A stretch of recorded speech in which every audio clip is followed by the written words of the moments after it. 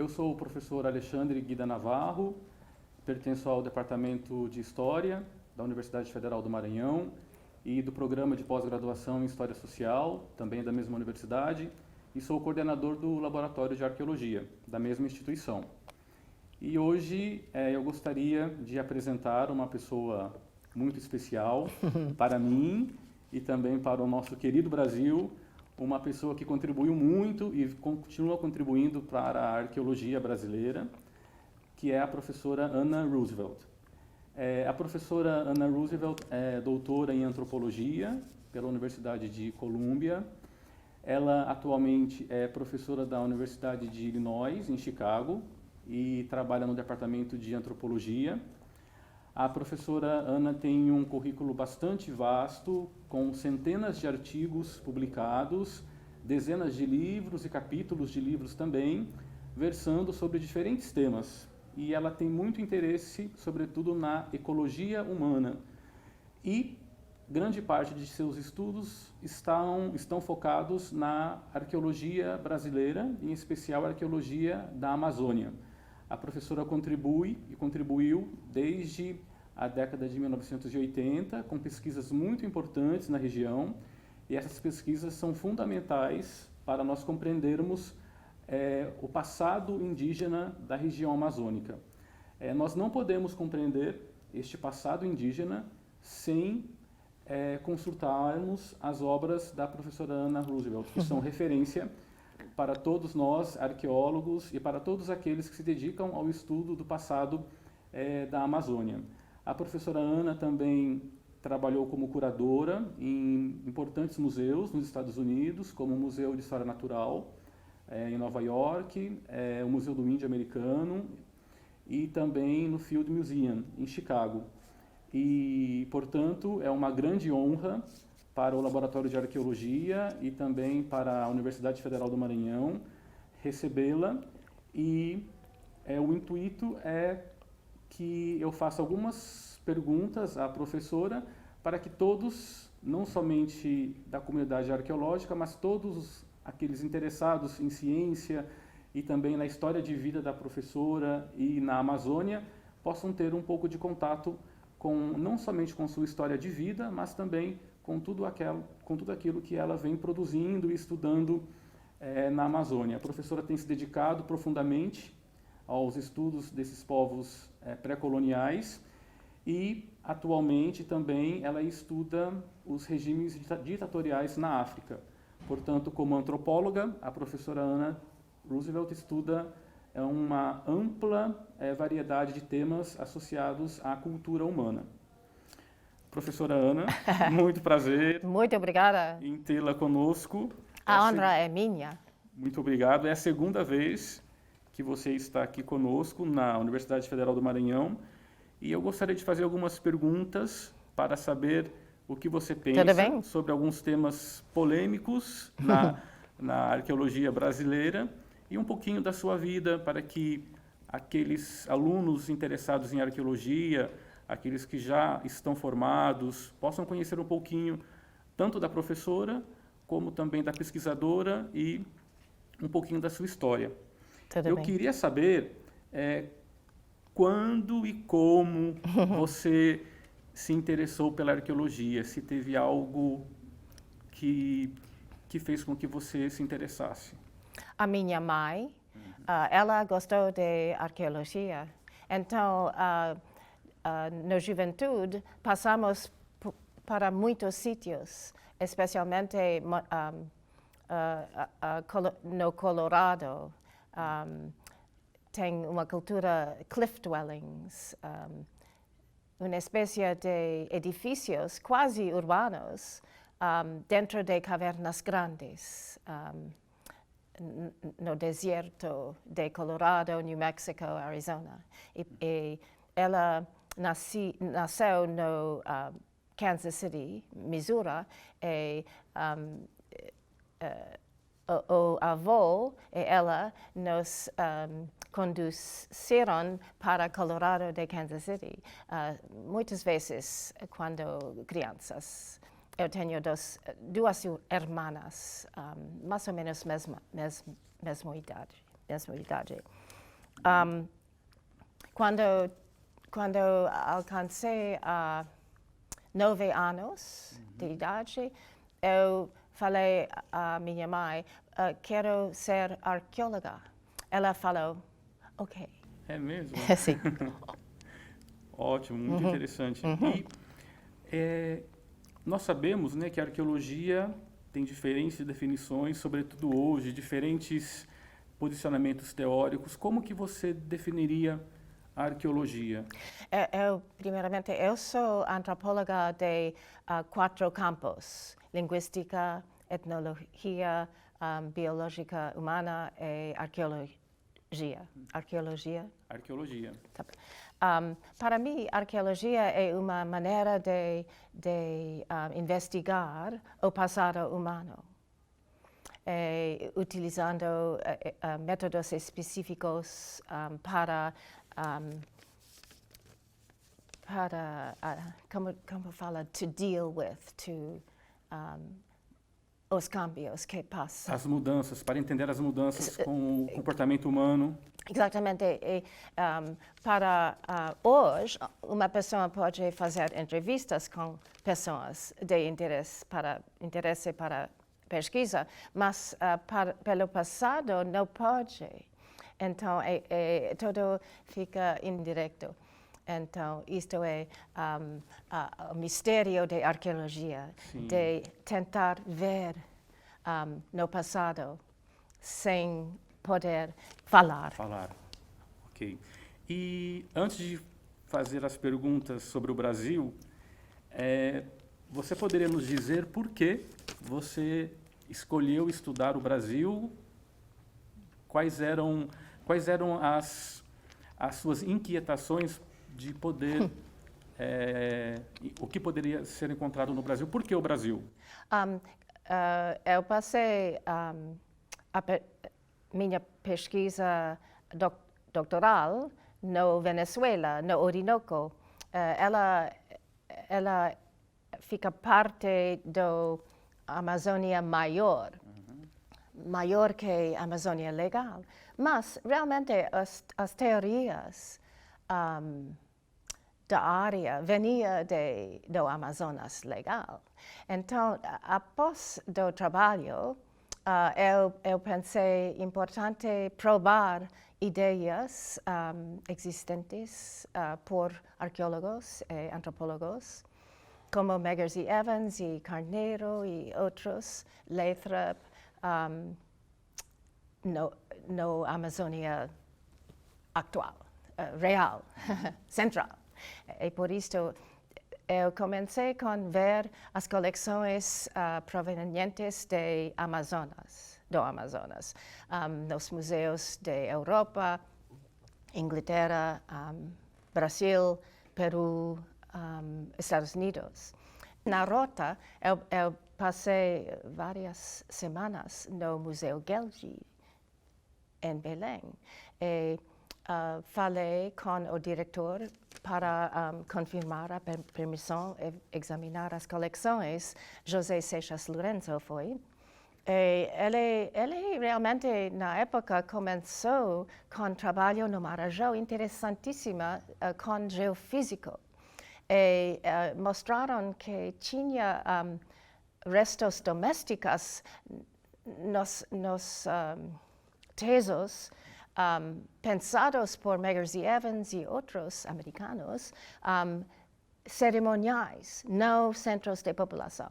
Mas os investigadores ancianos, como Neto, como Penna, outros do Brasil, realmente falaram muito sobre populações grandes, pode ser cidades, culturas complexas. E eu achei direito essa ideia.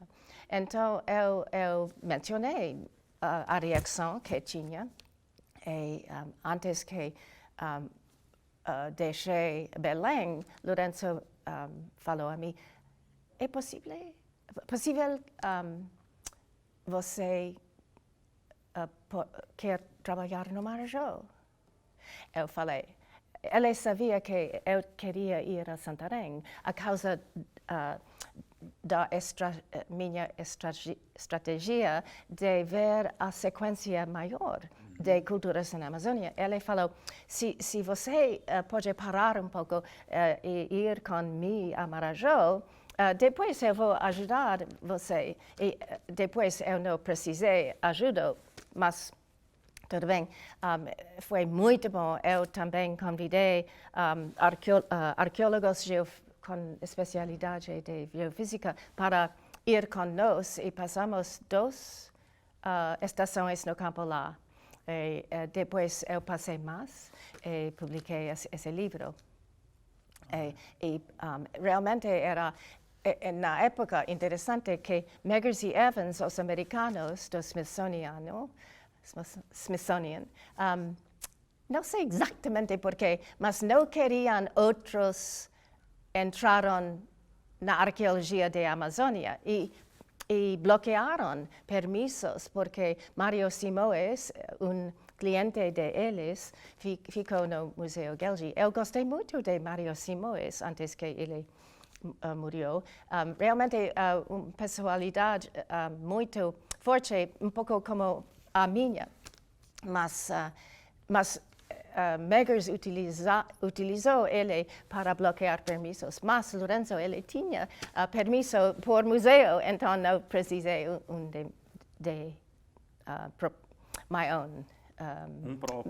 o meu próprio. É muito interessante, isto é como eu cheguei no Amazonas. Ok. Já que você mencionou Marajó, nós sabemos que o seu livro, aquele trabalho que você fez, Mound Builders of Marajó, sim, eu considero como a obra mais importante escrita sobre Marajó. E não só eu acho que grande parte dos arqueólogos no Brasil. Este livro muda muito o que nós conhecíamos à época sobre Marajó. Nós poderíamos falar milhares de coisas sobre esse livro, mas eu gostaria de me focar, como você é antropóloga, na questão da complexidade social. Sim. A partir deste livro, falou-se muito entre os arqueólogos a questão do cacicado, as sociedades complexas. Era uma moda muito forte no início dos anos de 1990, sim, que eu acredito que veio por conta do seu trabalho no Marajó.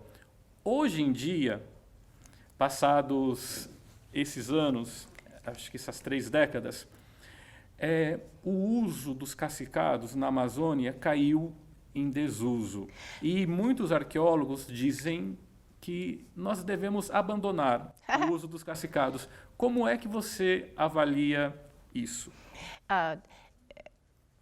Interessante que tem várias maneiras de complexidade. Na época após a Guerra Segunda Mundial, tinha dentro de antropólogos, a comunidade de antropólogos e arqueólogos, muito interesse na origem do Estado. E realmente os cacicados pensavam uma espécie de Estado. Eu acho que colocaram no conceito de cacicado um pouco de autoritarianismo, que é difícil encontrar na pré-história. De qualquer maneira, também na época, grupo de antropólogos, etnólogos, eu acho a maioria deles, começaram a pensar em complexidade organizada sem centralização e hierarquia. Se chama nos Estados Unidos heterarquia. É interessante, não sei exatamente, eu acho que no trabalho de hoje no Amazonas, tem arqueólogos, por exemplo, os alemães que trabalham na Bolívia, nos llanos de Bolívia, e outros que continuam a ver como era a complexidade lá. Para mim, eu encontro cambios por tempo. Por exemplo, na começo dessa discussão, tinha tendência de pensar que sem hierarquia e centralização, o povo não podia construir tesoros ou arte monumental, e isso não era correto. Eu comecei com negar essa ideia cedo na carreira, mas na Amazônia tinha sociedades como Marajoara, sem muita evidência de centralização, mas muita evidência de complexidade e riqueza. Eu acho que pode ser, mas esperamos as escavações no cemitério de Guajará lá para ver que diferenciação tinha na população antiga. Isto não sabemos agora, mas pode ser que realmente essa cultura magnífica, essa cultura marajoara, ela não tinha essa organização quase estadual. Mas depois, na Amazônia, tinha Santarém, culturas relacionadas a uma cultura do Orinoco arauquinoide. Tem uma frase, eu não gosto muito dela, mas eu não consegui fazer outro, incised and punctate horizon, horizonte inciso ponteado. É uma cultura regionalmente arauquinoide. Eu vi na sua pesquisa relações com essa cultura. Essa cultura é um pouco diferente que Marajó, outros, todo horizonte policroma, em que temos evidência etnohistórica sobre ela. Ela data dos últimos anos da pré-história e encontramos essa cultura no Bolívia, oceanos de Bolívia, o Orinoco, a costa das Guianas e também a Santarém e outros lugares também.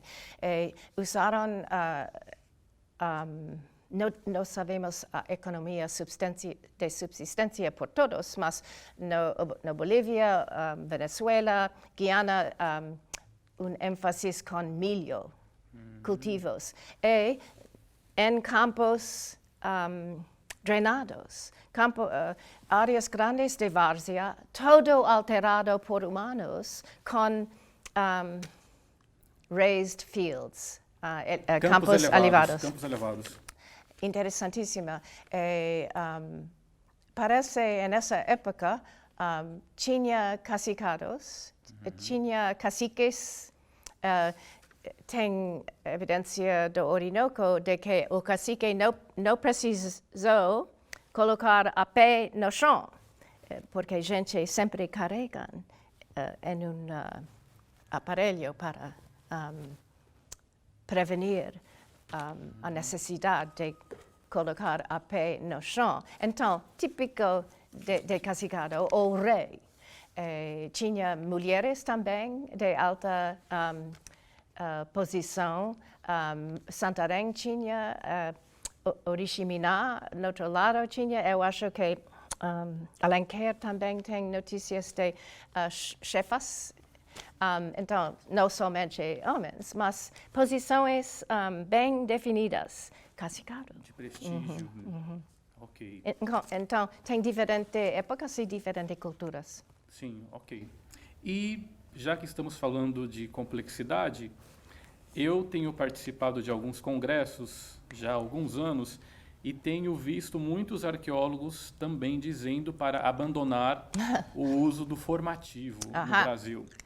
Qual é a sua opinião? Você concorda ou não com não, isso? com certeza não. Porque quase cada sítio que investiguei tinha camadas formativas. Então, não abandonaram. Eu acho que falta de estudos sobre a formativa, porque era a época da começa de cerâmica elaborada. Eu descobri, eu tenho orgulho, o fato de que a cerâmica começou no arcaico em Amazônia, não somente no formativa. Então, com a subsistência de peixe, de moluscos. Mas realmente não era muito bonito. Essa cerâmica. A cerâmica bonita começa com saladoide brancoide e a cultura formativa famosa de Marajó, Ananatuba. Eu acho, eu vou parar lá, mas não falta de sítios, somente estudos. Ok. E vamos falar um pouquinho dos paleoíndios. A sua pesquisa em Monte Alegre é muito importante porque revelou uma antiguidade muito grande da ocupação humana na Amazônia, né? 10 mil, 11 mil anos antes do presente. E essa descoberta foi muito importante, foi capa da Science e provocou um grande debate no mundo todo sobre a Amazônia e trouxe, né, a Amazônia em discussão no mundo todo, nos chamou a atenção. Então, você poderia falar um pouco desse seu trabalho, como é que você encontrou esses sítios e também avaliar, né, depois de tantos anos, como é que você avalia o impacto dessa sua descoberta? Interessante que no momento quando eu comecei no Amazonas, mais ou menos 1981, 2, tinha debate sobre a história dos humanos lá. Os arqueólogos do Smithsonian pensavam que não chegaram muito cedo os humanos na Amazônia, mas tinha opiniões diferentes de Lathrop e seus alunos. Eu reconhecia que não faltou de recursos para humanos na Amazônia, especialmente agricultural resources, muito solo, boa dentro da várzea, ou do Amazonas próprio ou dos tributários. Mas isto era o subjecto do trabalho doutoral. Quando chegou na Amazônia, eu pensei que deve ter paleoíndios, porque eu vi nos museus, muitos dos museus, o Museu Nacional, o Museu do Índio, eu acho que também o Museu Americano, pontas de pedra finina, com técnica bem paleolítico, porque com tempo depois da começo do arcaico, com 10 mil anos, quando o clima mudou e o gelo caiu, continua em lugares essa técnica bonita e difícil para fazer pontas lascadas, mas a maioria de pontas de pedra depois não tinha essa técnica. Então, eu pensei que deve ser paleoíndios. Eu li todos os livros velhos, Wallace, Hart, botânico brasileiro especialista nas palmeiras, Barbosa Rodrigues. Ele encontrou uma ponta também. E realmente todos eles pensavam que tinha cultura bem antiga desse paleolítico. Também tinha, na época, discussões sobre os encontros perto de São Paulo e Rio de Janeiro, Lagoa Santa. Então, na época antiguíssima, o século passado, século XIX, não tinha problema com a antiguidade na Amazônia. Mas no meio do século XX, totalmente esqueceram todos eles, mas eu não.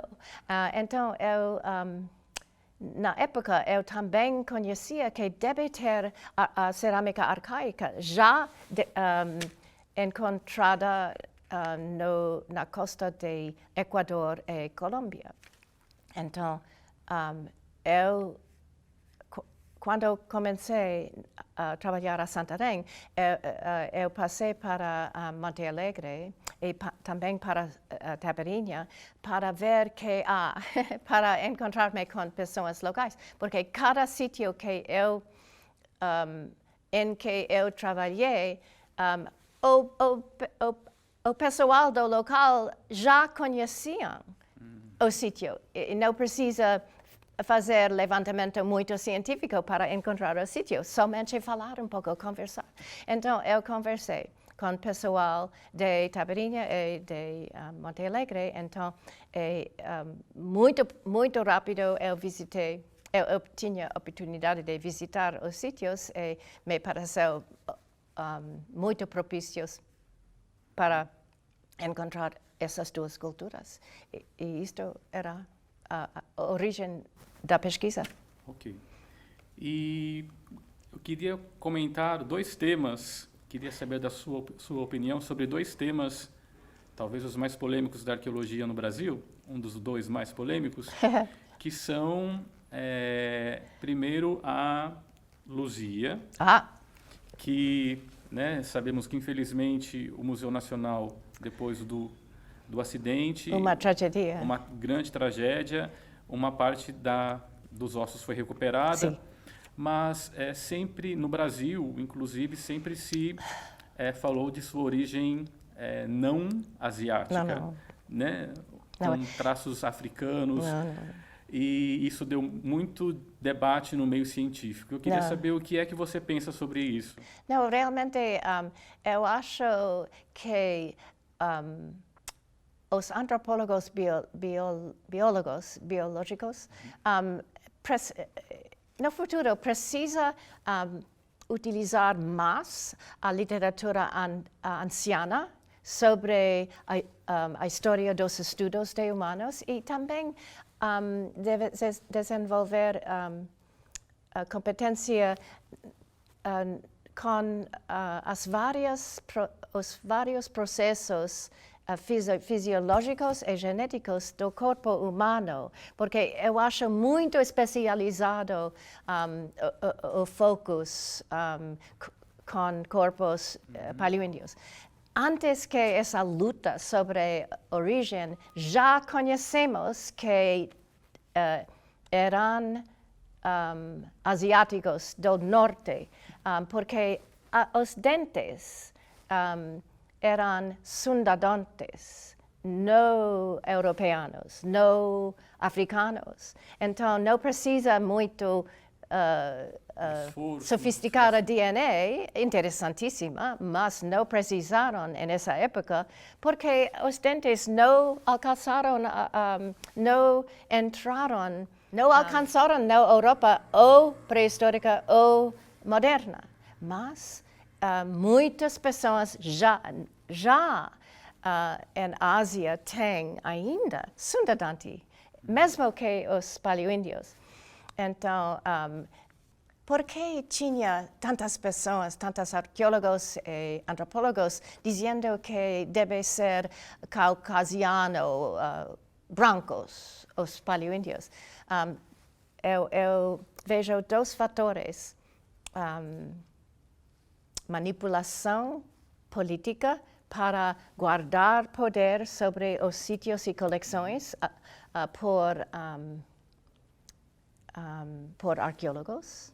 Não gostaram de deixar para índios decidir que faz com sítios e coleções.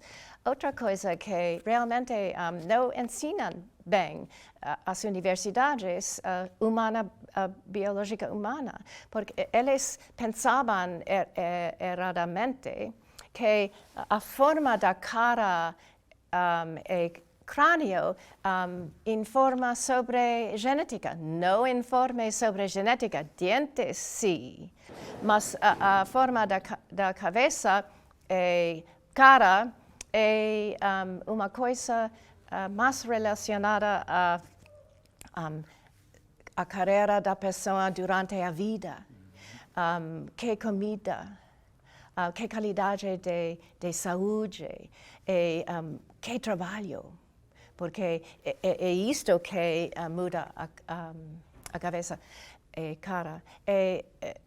Tinha observações de Hart de 1850 ou 60, de que ele observou os cambios na forma do corpo de índios brasileiros e outros nas cidades, diferente vida, e muda realmente muito do corpo.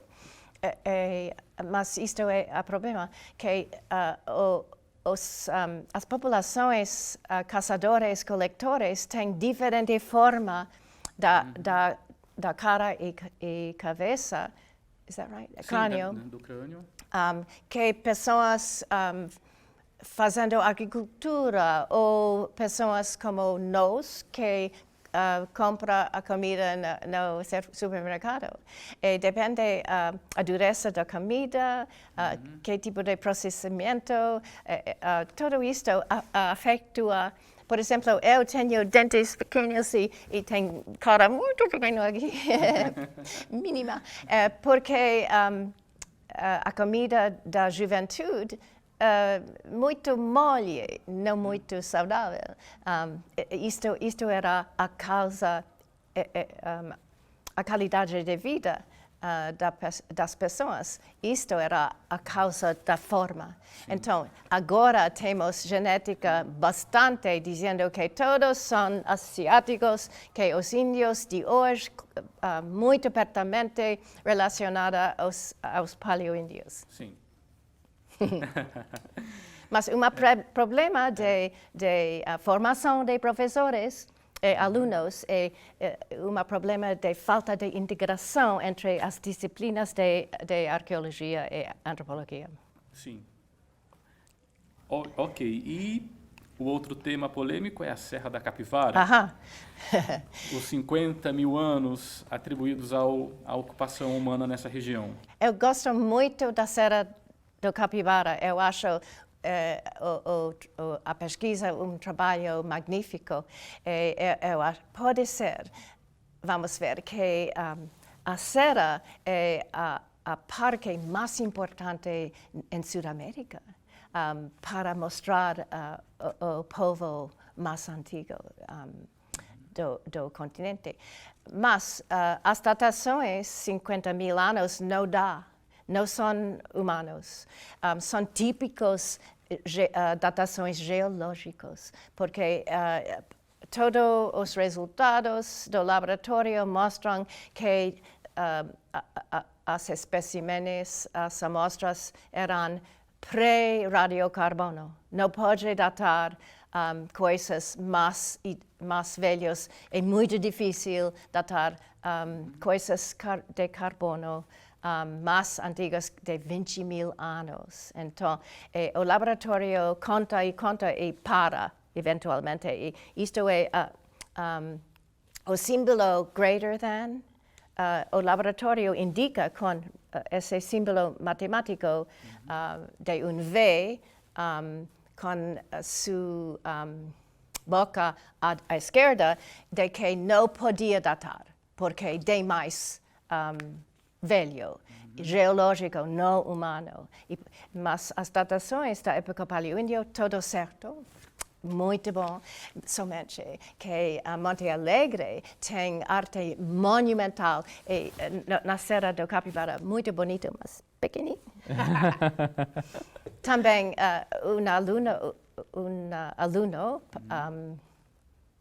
former student.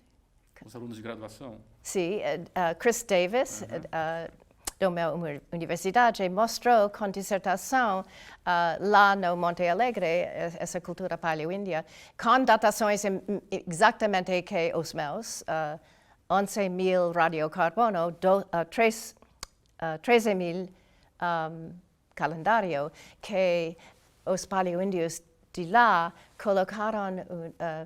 criaram com essa arte monumental observatório solar, o primeiro no mundo, aqui no Brasil. Interessante. E a ocupação humana no continente americano é mais antiga? Não. Não, o sítio Monte Verde não tinha muitos artefatos. Artefato, com certeza, uma espécie de ponta, sem pedúnculo, e outro não encontrado no sítio, mas na superfície. Ela tem todas as marcas de lascamento obliterados por passar na água e sedimento. Então, não é in situ. Nas culturas de Chile, porque Monte Alegre fica ao norte e costa de Patagônia, em Chile, as culturas arcaicas têm esse tipo de ponta, mas não os paleoíndios, que tinha esse ponta fel. O meu orientador, Junior Spurt, do Museu Americano, encontrou as datações das pontas fel. Então, também Monte Verde tem bastante evidência de carbono pré-humano, de carbono pré-radiocarbano. Muito. Então, não tem... realmente, quando vejo as casas supostas, não realmente nas fotos não parece.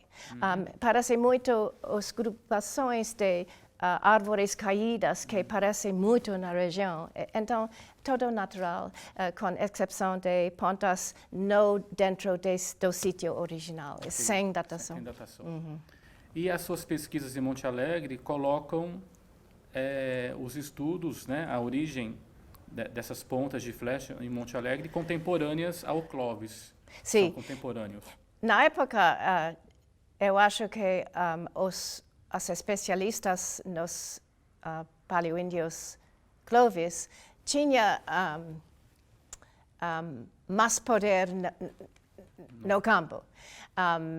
Porque realmente, quando tem pessoas como eu, com vozes grandes e com personalidades da força, falta de investigação alternativa. Mas, então, quando encontrei no Amazonas, na floresta, não no planície com herbácea, essa cultura muito diferente que Clovis, com arte, com diferentes espécies de projétil para peixe, não para mastodonte ou mammuths. Realmente tinha reação não muito alegre. Mas com o tempo, sim, hoje outros, está consolidado, sim. Eu acho, John Erlandson, ele já começou na época investigar as culturas do sul da costa de Califórnia, nas ilhas Channel Islands, se chama. Ele encontrou pontas com pedúnculo finas, me parece flecha para fazer peixe. Porque aqui na Amazônia usa muito mesmo. A Gorinha usa. Então, agora ele publicou na ciência,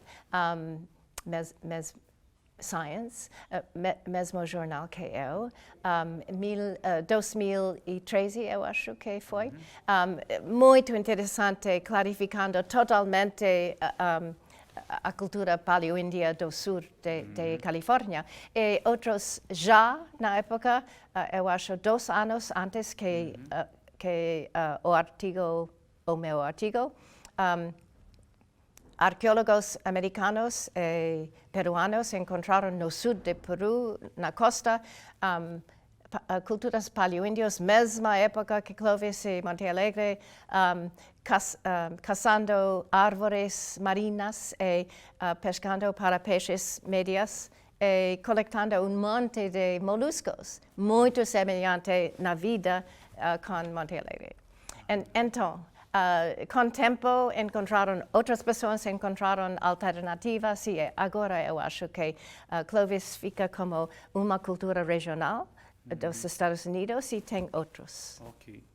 E eu gostaria de falar também que quando eu comecei a fazer a minha pesquisa, que são as estearias da Stilt Villages, na Baixada Maranhense, que são os sítios que foram encontrados pelo Raimundo Lopes, um geógrafo importante aqui no Maranhão, e que eu retomei as pesquisas. Nós estamos mapeando, recentemente fizemos um livro que foi prefaciado por você. Eu vi, é muito bonito. E o que me deu muita alegria é quando eu fui nesses sítios, eu encontrei a cerâmica polícroma. E a primeira coisa que eu pensei, professora Ana, e eu mandei para você as fotos. Isso deve fazer... Pensei semelhante a Marajoara. Sim, e começou o nosso contato. E depois você veio ao Brasil, fomos a campo, você viu o material, viu a coleção do Laboratório de Arqueologia.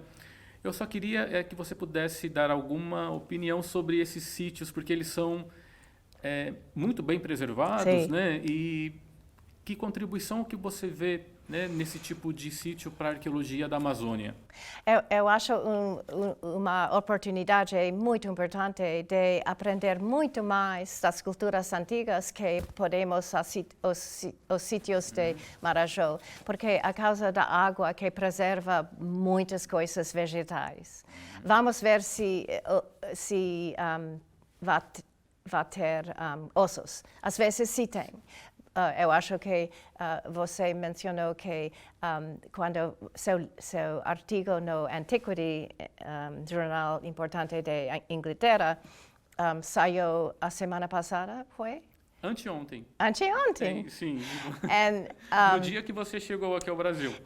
Um arqueólogo de Suíça mandou um e-mail para você sobre seus sítios. Lá encontraram uma cultura magnífica, Swiss Lake Villages, aldeias dos lagos de Suíça.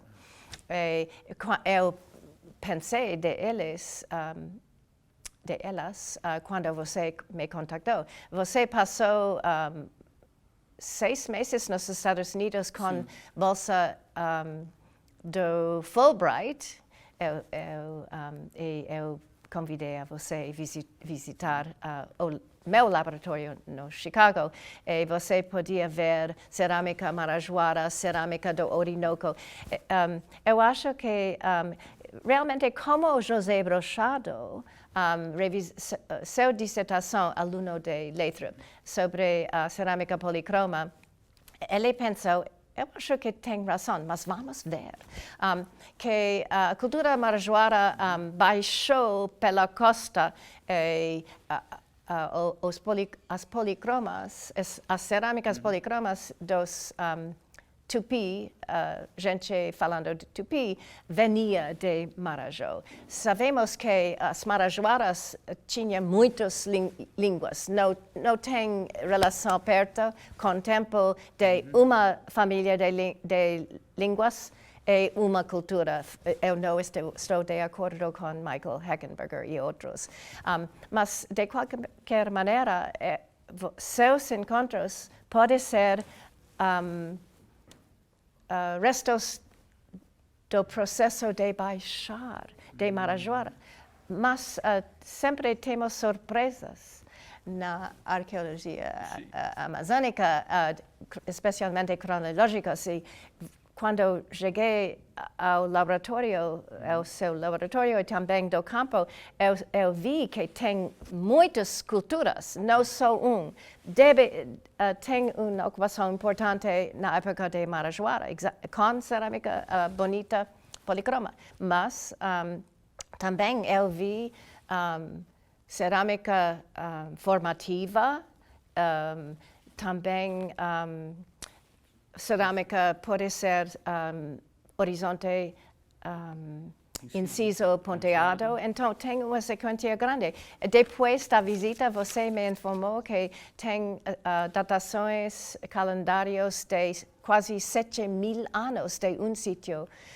e me parece que pode ter uma sequência do arcaico até hoje lá. Então, tem a mesma coisa que eu encontrei no Baixo Amazonas, de uma sequência emergendo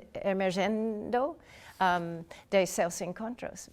E também com joias muito ricas de jade, e coisas muito bonitas. Mudando um pouquinho de assunto, Sim. os seus interesses atuais, além da arqueologia amazônica, quais são os seus interesses atuais na antropologia? Dentro da Amazônia, temos que voltar a Curubité, excavar esse sítio abaixo de água com scuba, onde mapeamos todos. O ano foi 2006, publiquei no jornal Amazônica, 2009. Precisamos excavar lá. Também eu mencionei o cemitério de Guajará. Precisamos ver que qualidade de diferenciação socioeconômicos tinha na cultura marajoara. E outras coisinhas. Eu acho que um dia seria interessante trabalhar com oceanógrafos no Rio Negro, porque pode ver sem sedimento as bordes do rio antigo, onde podia ter sítios paleoíndios molhados e bem preservados como os seus, na Baixada. Mas eu preciso também fazer escavações na fronteira entre Angola e Congo, porque tem uma cultura bem importante. Eu acho a cultura mais antiga de humanos modernos, Sangoan. E falta de escavações bem detalhadas dessa cultura. E lá tem minas de diamante, cheia de água, com preservação de coisas vegetais. Então, outra oportunidade de recolher material mais importante que sítios secos. Ok. Com relação aos alunos que estão estudando arqueologia, nesse nosso contexto tão difícil, né?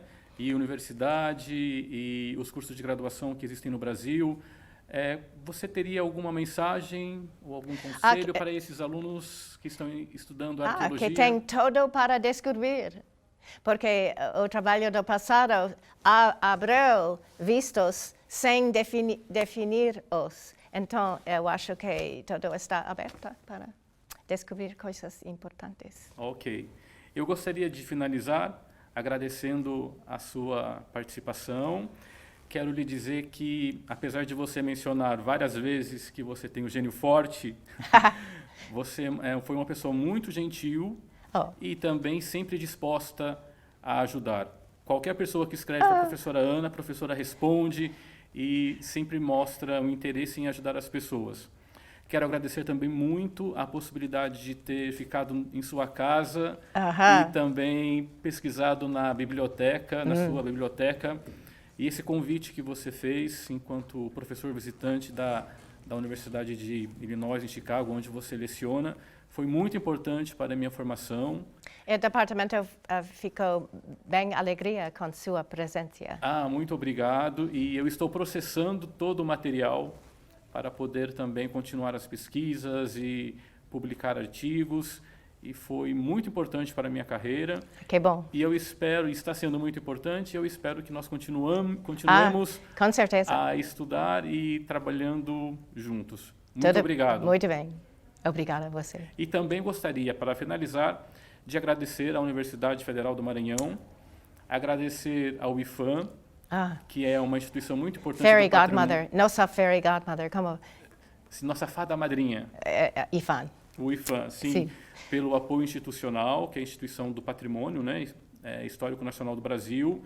Quero agradecer à presidente da instituição, a presidente nacional, Kátia Bogeia, que é uma pessoa muito dedicada à preservação do patrimônio e que muito nos ajudou, enquanto instituição, ao Laboratório de Arqueologia, muito importante. E também agradecer à FAPEMA, que é a Fundação de Amparo à Pesquisa do Estado do Maranhão, que também nos fornece fomento em vários projetos de pesquisa que foram capitaneados pelo Laboratório de Arqueologia.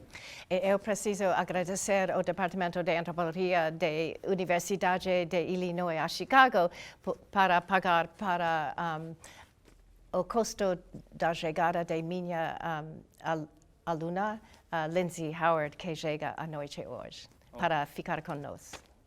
Ok, muito obrigado, professora Ana Roosevelt. Obrigada a você. Existe se nós pudéssemos definir a sua trajetória acadêmica, a sua carreira, existe uma música que poderia definir a sua história de vida? O meu espírito. Eu acho que a música da época barroca, de Handel, Telemann, Vivaldi e outros, para mim essa música parece alegre e bem organizada, diferente que Beethoven e Brahms, mais romântica. Mas eu gosto da música organizada, alegre e para mim faz inspiração.